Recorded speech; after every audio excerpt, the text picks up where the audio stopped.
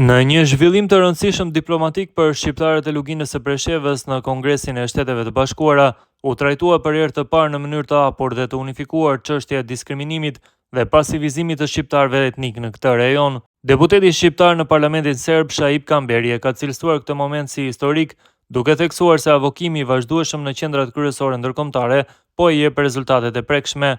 Në një seancë zyrtare të Nën-Komitetit për Evropën, kongresistët dhe ekspertët e ftuar ngritën shqetësime serioze për politikat e Beogradit dhe rrezikun e destabilizimit në Ballkan, ndërsa u depozitua dhe një rezolutë e posaçme që adreson gjendjen në Luginë.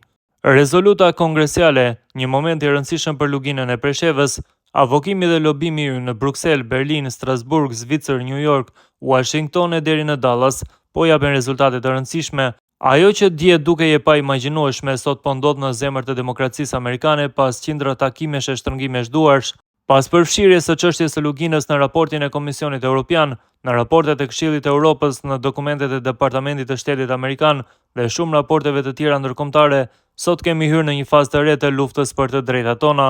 Dje në dëgjesën zyrtare të Kongresit Amerikan, çështja e luginës së Preshevës u trajtua si problem serioz i diskriminimit shtetëror, pasivizimit dhe rrezikut për destabilizimin e Ballkanit. Kongresisti Keith Self, kryetari i Nën-Komitetit për Evropën, e ngriti fuqishëm këtë çështje, duke deklaruar se trajtimi i shqiptarëve etnik në Luginë nga Beogradi është i patolerueshëm dhe mund të çojë në rihapjen e konfliktit.